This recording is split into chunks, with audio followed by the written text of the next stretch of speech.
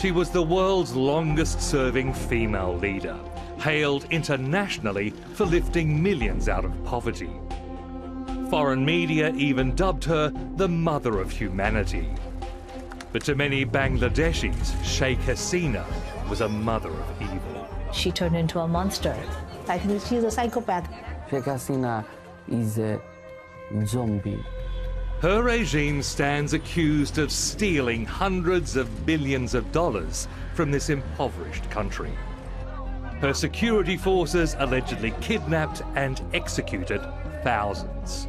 Every night I was mentally prepared that I'll not see another day. In July 2024, students rose against her, finally storming the residence where she ruled Bangladesh like an absolute monarch. She fled in a helicopter and escaped to India. Today, the once sumptuous residence of Sheikh Hasina is in ruins, along with her reputation. In this special investigation, we're going to look at how a leader once hailed as an icon of democracy became someone people here call a monster. And we'll ask, can Bangladesh rise again from the wreckage of her rule?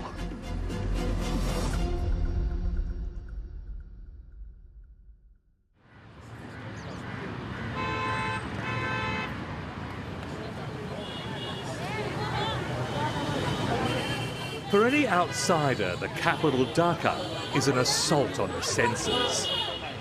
More than 20 million people live in this noisy, pulsating, gridlocked city.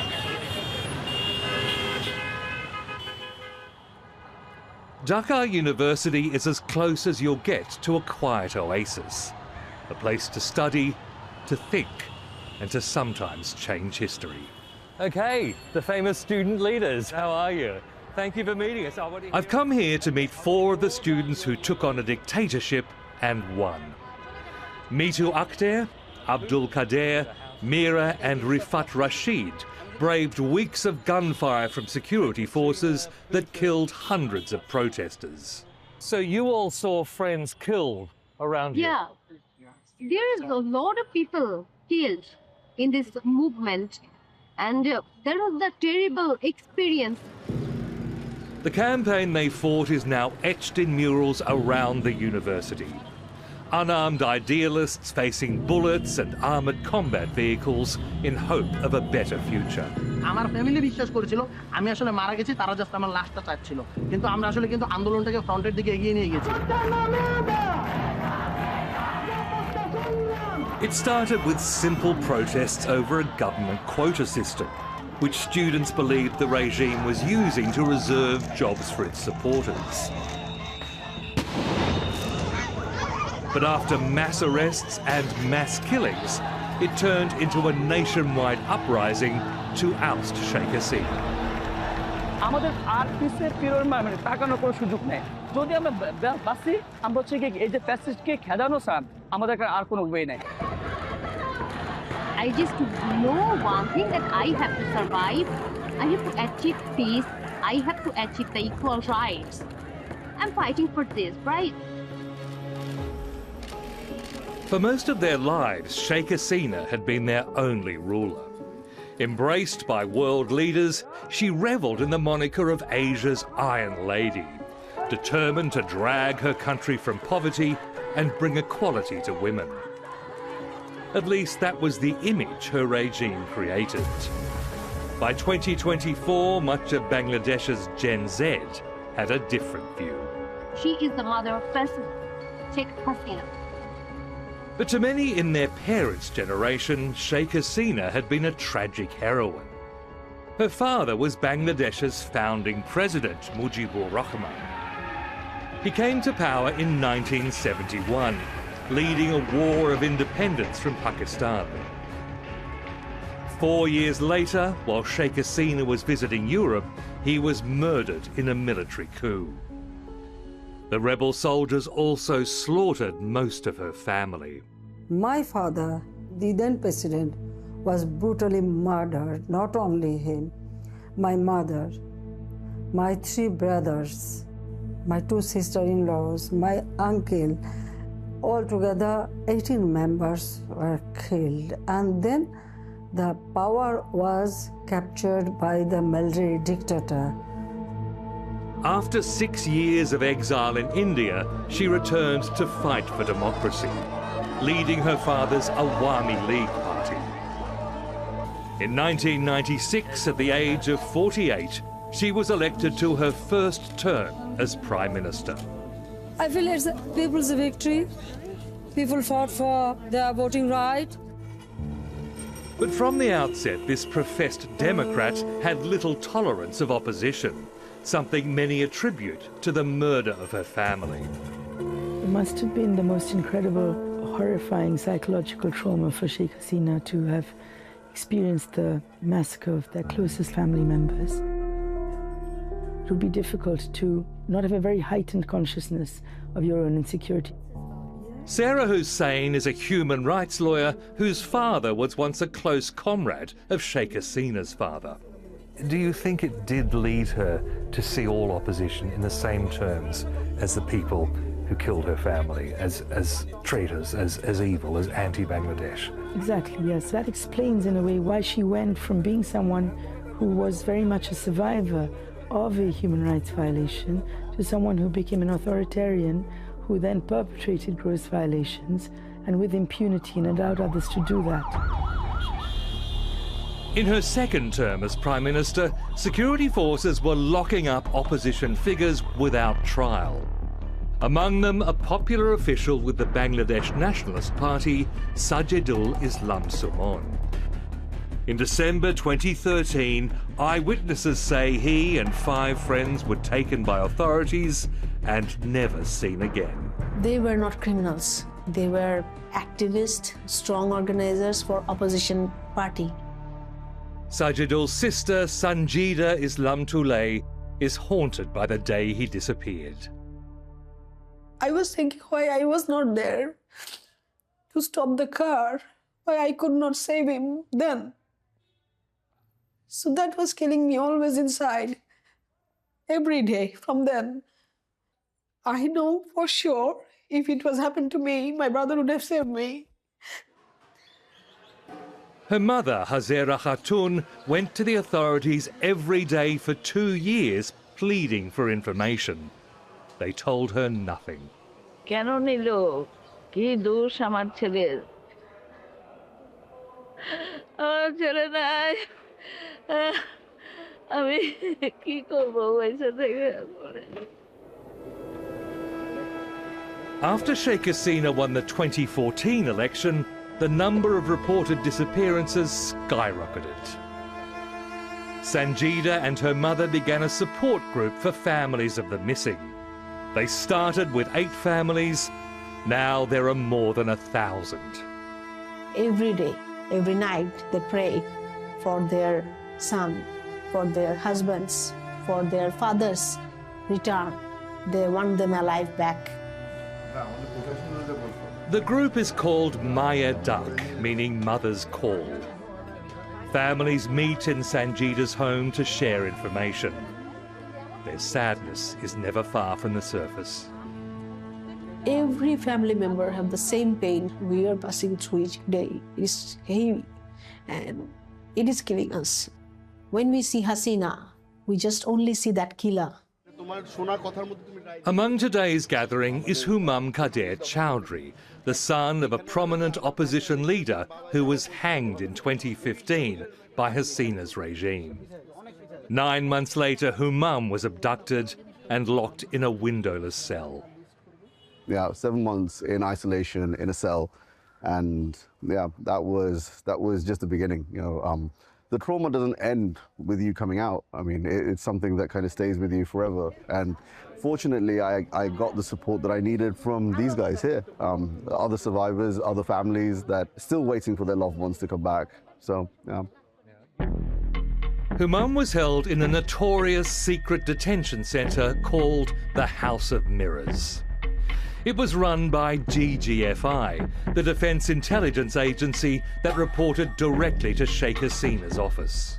To be honest, it seems quite odd that it's called the House of Mirrors, because that's one place where you don't have a reflection. This is one place where you kind of lose yourself. This is a place where you don't have an identity anymore. It's somewhere where that's actually beaten out of you. You are no longer human. And you were beaten and tortured? Yes, on multiple occasions. They come in, they pick you up and take you in for interrogations and beatings whenever they like. So it's a mental torture. That's actually the worst part. And did they ever tell you what you were supposed to have done wrong? None. Nothing. The interim government that replaced Sheikh Hasina has formed a commission to investigate the disappearances. Human rights activist Muhammad Yunus is one of its members. একবার ভাবুন তো একটি মানুষ মাসের পর মাস তাকে হাত পা বাঁধা অবস্থায় একটি জায়গায় রাখা হচ্ছে, পিটানো হয়, ভয়ভীতি প্রদর্শন করা হয়, মাঝে মাঝে কারেন্ট শব্দ হয়। এই ধরনের ভয়াবহ তার সামনে যখন মুখোমুখি আমরা হই, তখন আর নিজেদেরকে মানুষের শ্রেণীতে ফেলতে পারি না।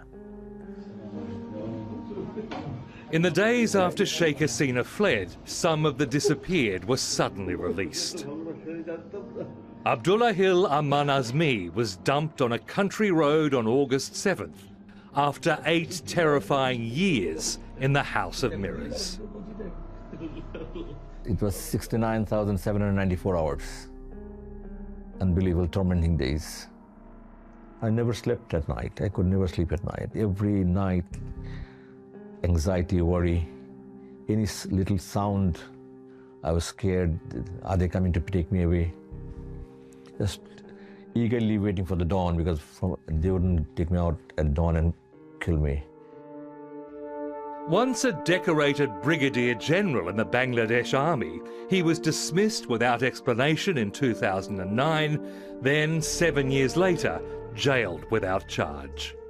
You are not allowed to talk to anybody. Every time this handcuffed, blindfolded, the mask on. The doors and windows are all closed and black painted. I did not see natural light, no sun, no moon, sky, cloud, nothing. He had once lived in the officers' quarters near Defence Intelligence at Dhaka's main military complex. He eventually worked out he was imprisoned on the same base. They put me in a joint interrogation cell.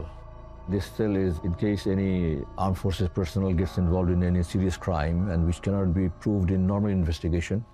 They are sent there for interrogation, if need be torture, and find out the truth. His sudden release returned him to his family and the children he last saw as infants. One was almost 10, another was 11 and a half. I feel so bad that I couldn't see them growing up. The worst thing that has happened is I lost my mother. She was not my mother, she was my best friend in my life. Many of the disappeared never emerged. Investigator Muhammad Yunus fears the fates of hundreds of missing people may never be known. এবং এখন পর্যন্ত যারা এই ধরনের ঘটনার সাথে যুক্ত তাদের বড় অংশ এখন পর্যন্ত বাকিগুলি এজেন্সিগুলির ভিতর কর্মরত আছে। কারণ আমরা ইতিমধ্যে জেনেছি যে কিছু কিছু কতিপয় মানুষ, কতিপয় সদস্য কিছু মানুষ পরিবারকে ইতিমধ্যে নানাভাবে ভয়ভীতি প্রদর্শন করছে, লোভ দেখাচ্ছে, চুপ থাকতে বলছে। Despite the alleged attempts at cover-up, he is certain he knows who carried out the abductions. You see their vehicles all over Dhaka, an elite paramilitary force called the Rapid Action Battalion, or RAB. এখানে খুব স্পষ্ট সাক্ষ্য প্রমাণ পাওয়া যাচ্ছে যে এই কাজের সাথে র্যাপিড অ্যাকশন ব্যাটালিয়ন র্যাব এবং র্যাবের গোয়েন্দা সংস্থা যুক্ত।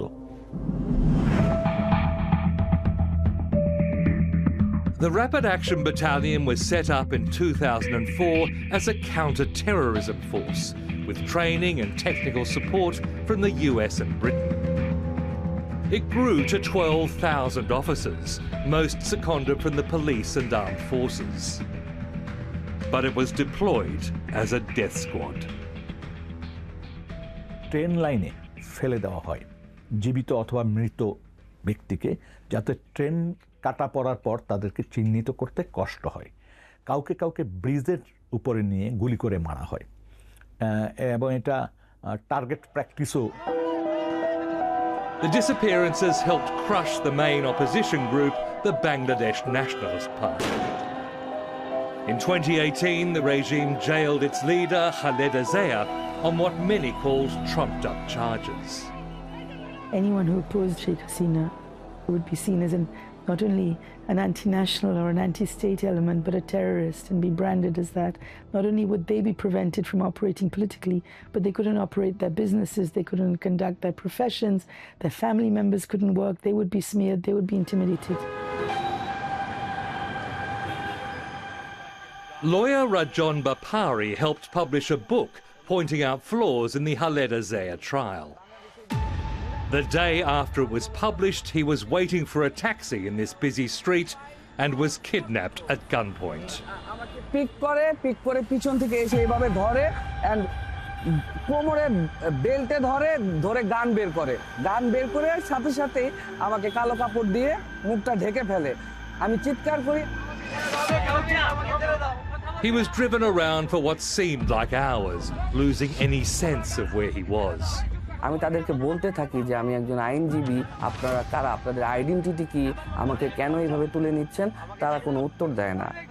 আমাকে যখন গাড়িতে তোলা হয়, তোলার পরে আমাকে পিস্তলের বাট দিয়ে আমাকে মাথায় আঘাত করা হয়। তখন আমি আমার পিছনের দিকে আমাকে ফেটে যায়। He was taken to a room where he was kept blindfolded for days. দুজন ধরে রাখে এবং অনবরত তারা আমার এই দুই হাতের ফিঙ্গারে বড় লাঠি দিয়ে মারতে থাকে এবং এখনো সেই মারের যে ফেটে গিয়েছিল হাতটা, সেই দাগটা এখনো দৃশ্যমান। তৎক্ষণাৎ চিৎকার শুরু করি, খুব জোরে জোরে চিৎকার শুরু করি। They asked over and over about the book. আপনি একজন আইনজীবী হয়ে এটা কি করে পারলেন যে এগুলো কেন বাইর করছেন, উদ্দেশ্য কি? Day after day the torture intensified. They forced him to balance over 2-inch nails. এভাবে আমি কতক্ষণ দাঁড়িয়ে থাকতে পারবো? তখন তারা মোটা লাঠি দিয়ে এখান থেকে শুরু করে এখানে পর্যন্ত পেটাতো, এই র্যান্ডম এই পর্যন্ত পেটাতো এবং আমার অনেকবার ইউরিন বের হয়ে গেছে। এইভাবে আর দাঁড়িয়ে থাকতে পারতাম না। সহ্য না করতে পেরে আমি ওই পেরেকের মধ্যে আমার গোড়ালিটা নামিয়ে দিতাম, তখন সেন্সলেস হয়ে যেত। After a week they told him they were going to shoot him. তোমাকে এখন তোলা হবে, তোমাকে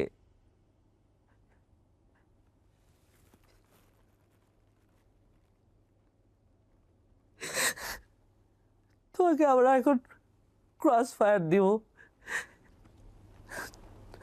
And that's when the nightmare turned surreal. করে দুর্নীতি মামলায় আদালতে দেয়া খালেদা জিয়ার জবানবন্দি বই আকারে প্রকাশের অভিযোগে দুজনকে গ্রেফতার করেছে RAB. The next day, instead of being executed, he was paraded at a press conference at the RAB Media Centre. উদ্দেশ্য হচ্ছে দেশের মানুষকে, দেশের জনগণকে একটা ভোগান্তিতে ফেলানো। The Bangladeshi media dutifully reported this. অসত্য তথ্য সন্নিবেশিত এই বই প্রকাশ করে আদালত সম্পর্কে জনমনে ভ্রান্ত ধারণা দেওয়ার চেষ্টা করছে চক্রটি। Rajon claims he recognized a RAB company commander, Mahoudin Faruqi, as one of the kidnappers who'd grabbed him off the street. উনি মহিউদ্দিন ফারুকী তখন সিভিল ড্রেসে ছিলেন। The US imposed sanctions on RAB in 2021, but Britain and the Netherlands continued to provide equipment and training. In December, the Commission of Inquiry into Disappearances found RAB to be responsible for kidnappings.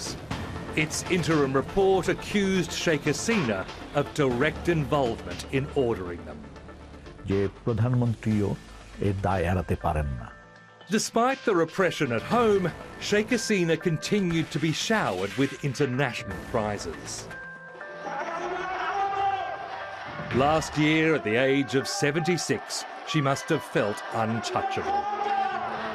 Nobody imagined a fight with university students could be her downfall. In June, students learned that nearly a third of civil service jobs would be reserved for grandchildren of independence fighters. Facing an already bleak job market, Gen Z took a stand. আমরা হচ্ছে after graduation we will get a good job, government job. কোটা সিস্টেমটা ছিল সেটা কোনোভাবেই মেনে নেওয়ার মতো না। The demonstrations spread throughout the country under the banner Students Against Discrimination. But rather than negotiating, the regime attacked. The Awami League student wing beat up protesters. And then next the police shooting on us, there are many students got attacked and everywhere was just blood. We hear the sound of grenade, the sound of shooting. They shoot from the helicopter too.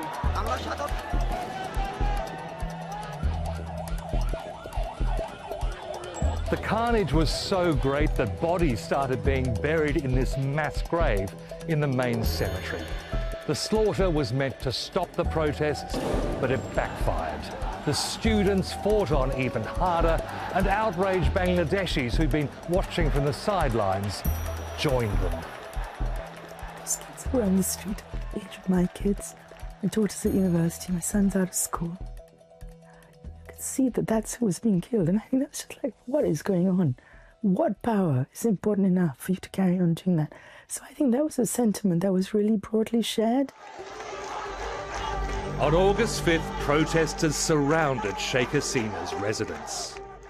আগের দিন রাতে হলো ঘুমাতেই পারিনি ওরকম ভাবে যে আসলে পরের দিন কি হবে, আর্মি আমাদের বিট্রে করবে নাকি আর্মি বিট্রে করবে না। আসলে যদি আমাদেরকে আর্মি বিট্রে করে তাহলে হচ্ছে আমরা মানে হেরে যাব, আমাদের আসলে তারপর আরো অনেক লাশ দেখতে হবে। The Army Chief of Staff, General Wakaruzaman, had just been appointed by Sheikh Hasina and is married to her cousin. But to the surprise of many, he resisted calls to crush the protests. In this, his first ever television interview, he explains his reason. We don't shoot at the civilian. It's not in our culture. We wanted that things should happen very peacefully, the peaceful transition, less of bloodshed, less of chaos and confusion, less of destruction of property, all this. With the army holding back, the seemingly impregnable regime fell like a house of cards. Students stormed the residence after news broke that Sheikh Hasina had fled. I can't even express the feeling in words. The feeling was unbelievable. We win. We finally win. And that's why we feel proud and we feel strong. We are the people of Bangladesh and we have that courage. And this time there was no military coup to fill the power vacuum. We believe that military should not engage in politics. So we did not intervene. This is not our cup of tea. At the students' urging, the Bangladesh president invited Nobel laureate Muhammad Yunus to form an interim government.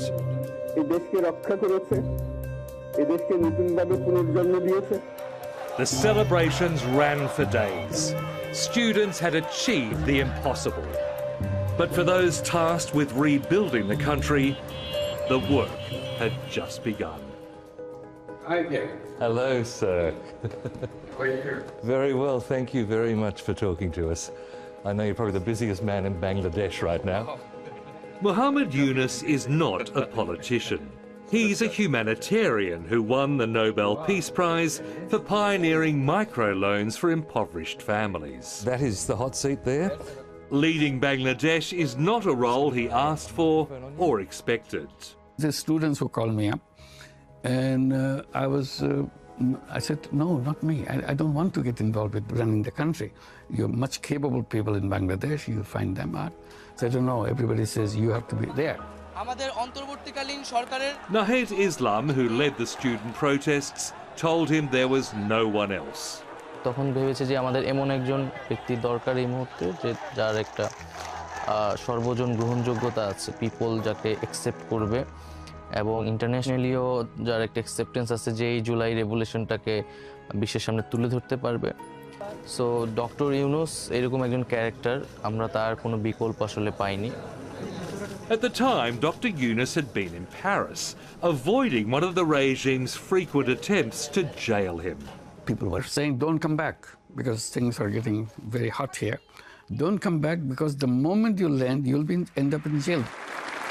Ever since he won the Nobel Prize in 2006, Sheikh Hasina displayed an almost obsessive hatred of him. তাকে আবার পদ্মা নদীতে দিয়ে দুইটা চুবনি দিয়ে উঠাই নেওয়া উচিত, মরে যাতে না যায়। একটু পদ্মা নদীতে দুইটা চুবনি দিয়ে সেতুতে তুলে দেওয়া উচিত, তাহলে যদি এদের শিক্ষা হয়। Authorities accused him of everything from sabotage to corruption. I'm a terrorist. I'm a bloodsucker. People wonder, why does she do that? What does she get out of it? As it turned out, Dr. Yunus did return to replace her. In August 2024, the 84-year-old was sworn in as chief advisor to the interim government. He chose a cabinet of technocrats and idealists, including Nahid Islam, who weeks earlier had been under arrest and beaten by authorities. There are times Dr. Yunus wonders what he's got himself into. Everybody has an idea what needs to be done. But when you get here, so kind of suddenly you get numb.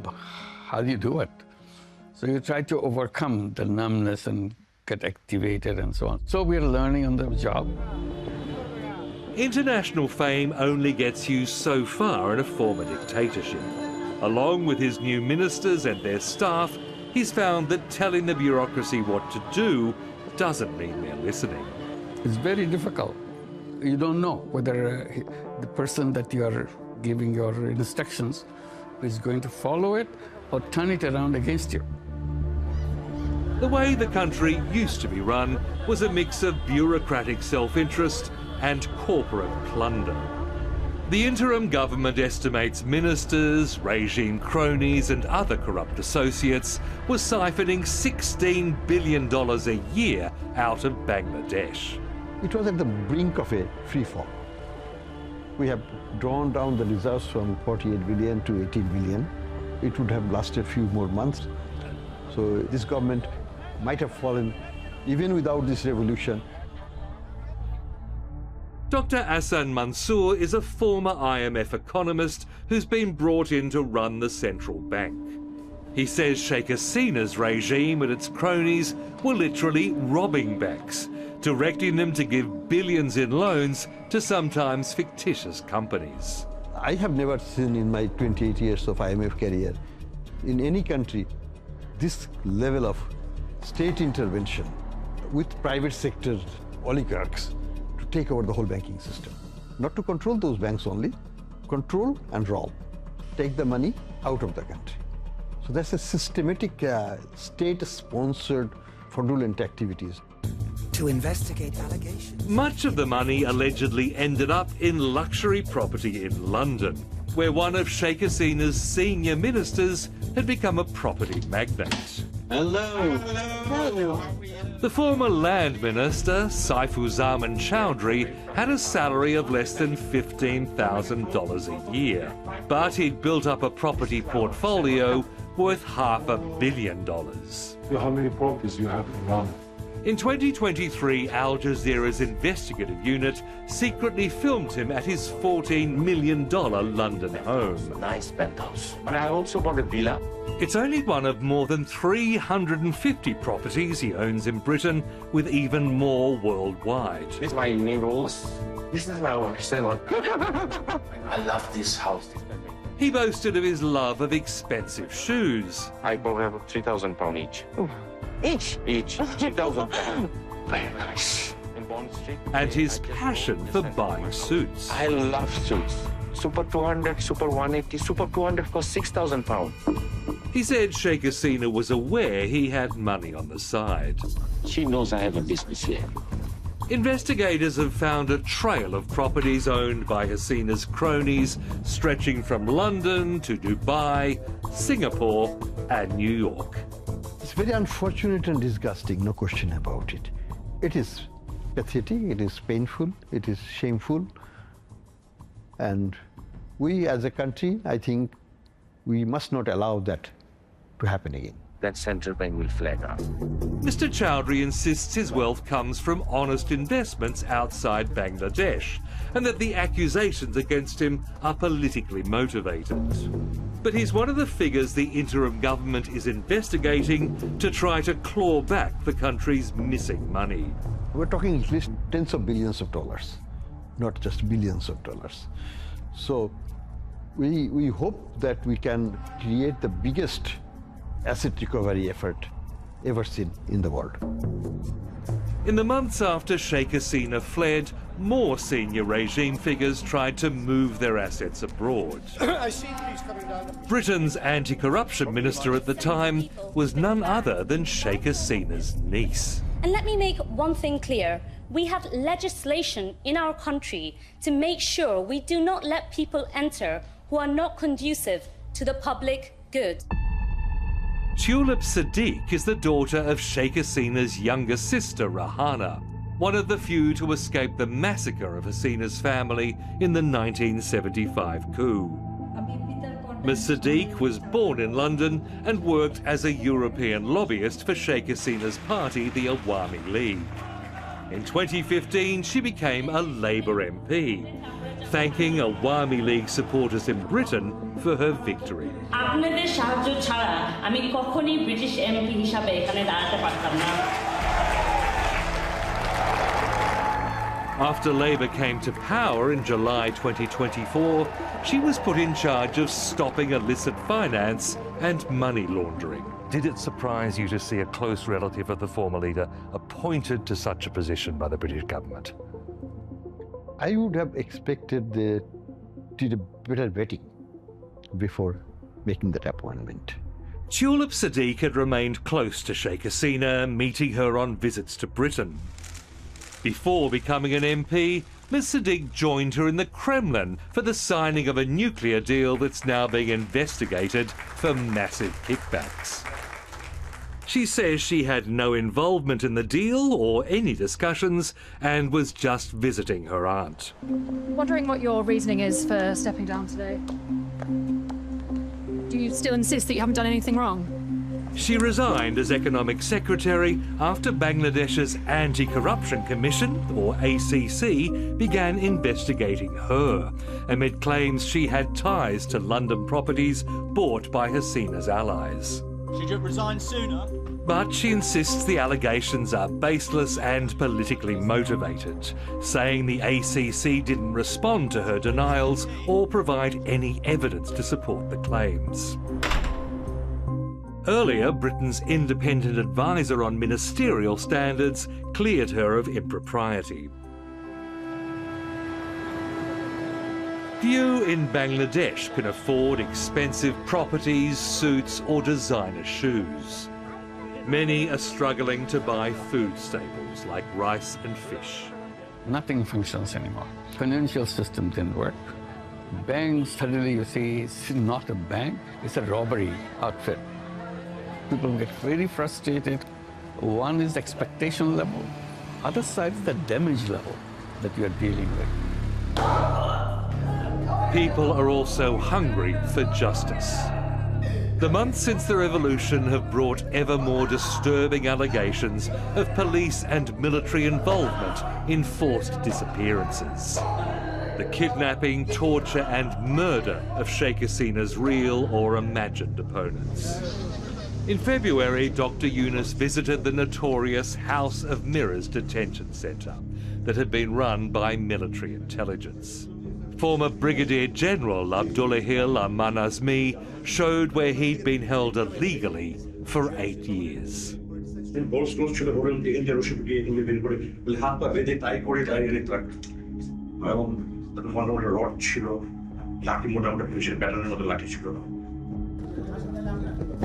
was one of a network of secret prisons and torture centers. We have to make sure that it's not repeated in future. Nowhere near it. This is the worst ever in the whole world possible. He's promised those responsible will be punished, no matter their rank. There are several now, 22 major generals and other high officials. Their passports have been seized. We made it clear. Justice is justice. We are not going to go slow on anybody. But Sanjida Islam Tulay, who represents victims' families, says the government is moving too slowly. We know Hasina fled, the head of the regime, she fled, but the rest of the structure, the body is still there, whom we have allegation against, who did all those enforced disappearances and extrajudicial killing, still there in uniform.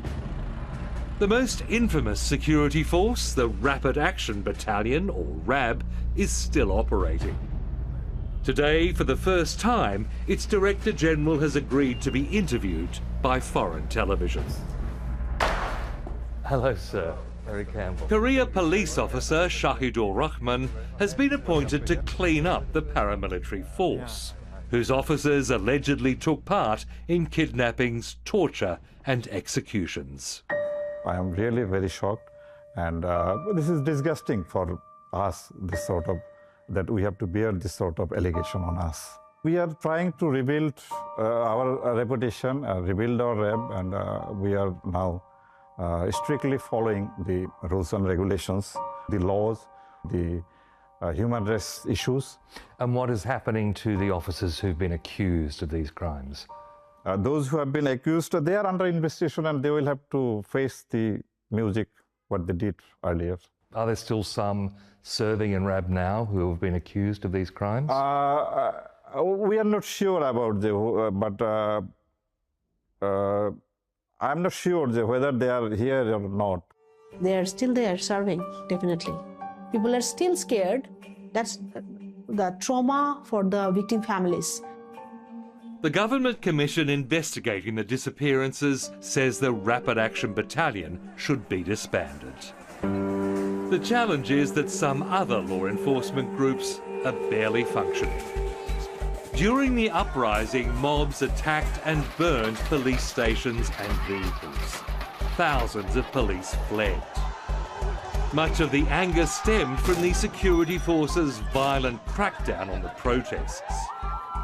The UN Human Rights Office estimates up to 1,400 people were killed, including 180 children, with thousands wounded. In this military hospital in Dhaka, many are still fighting to recover. They have spinal injury, paraplegia, what we call in medical term quadriplegia or paraplegia. Yeah. How many patients have you had from the protests in total? In total, 2,613. 2,613. And the majority have been gunshot wounds? Yeah. It's not the whole number of injured protesters. There's other hospitals who are treating them. Yeah. All over the country. All over the country. Victims included a 10-year-old child. Imran was shot in the head on August 5th, the day Sheikh Hasina fled to India.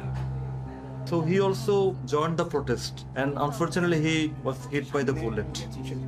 He was shot by the police, a young boy, in a protest. Unfortunately. So he is very brave. For his mother Irene, it has been an unending nightmare.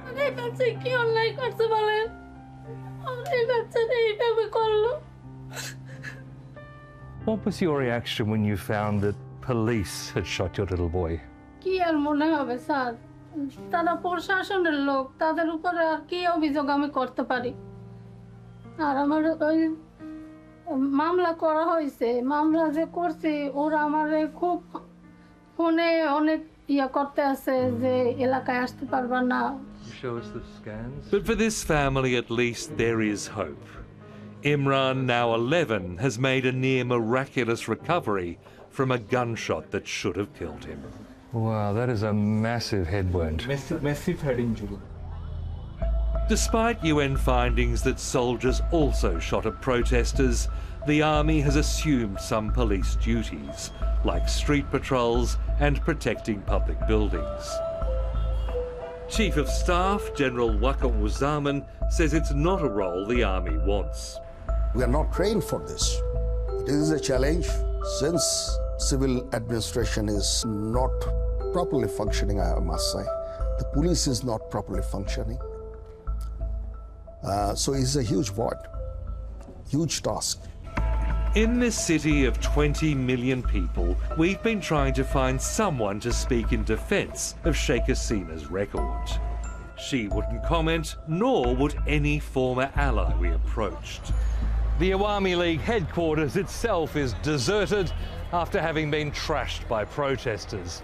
It's as if the revelations of plunder and mass murder have sent everyone ducking for cover, leaving Sheikh Hasina just one powerful supporter: India.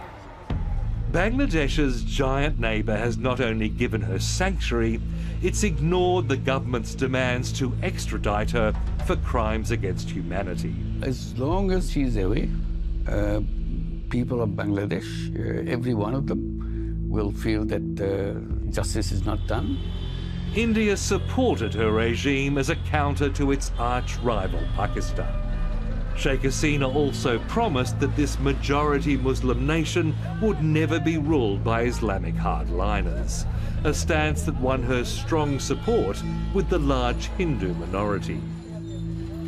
Naveen Murshid is a political scientist specialising in India-Bangladesh relations. This is exactly the narrative that she had put forward with her Indian counterparts, right? That, keep supporting us, because if you don't keep supporting us, this country is going to become an Islamist country, is going to become the new Afghanistan, and so on.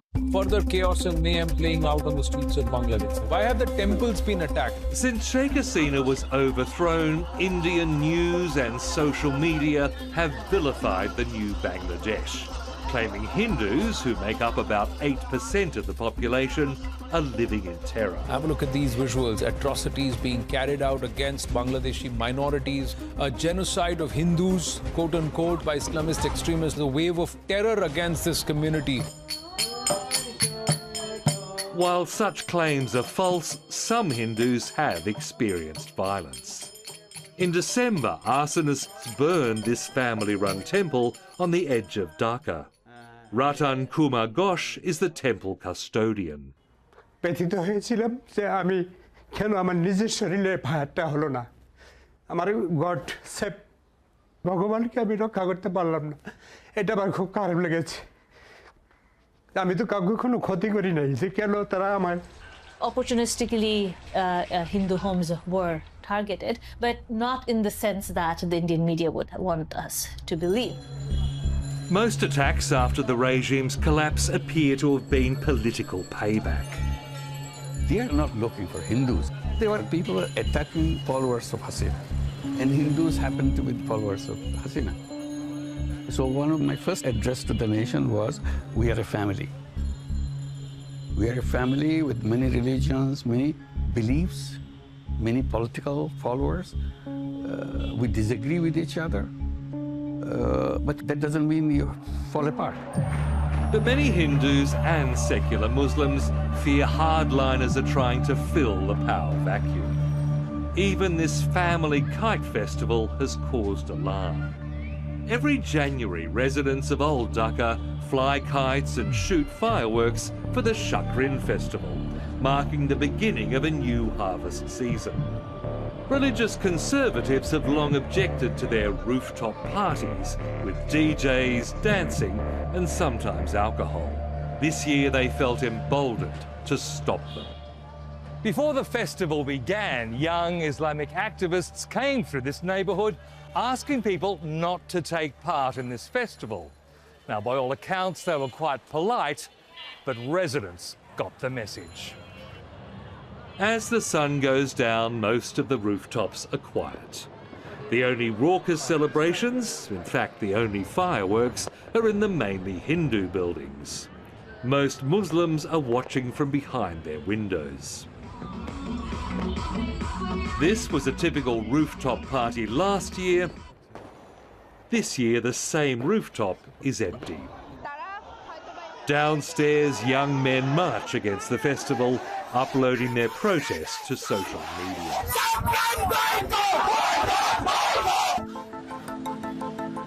The following day, to Dr. Yunus's disquiet, a government-appointed committee recommended removing secularism from the constitution.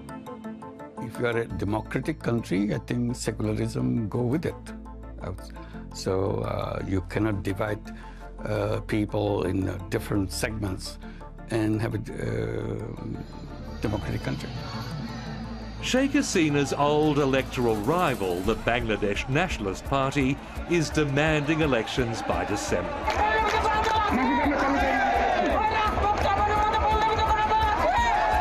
Dr. Yunus wants to hold off until the middle of 2026 to try to lock in democratic reforms. What I'm trying to do, kind of build a consensus before we go to the election, sign off with the declaration that we agree on these basic principles of the government.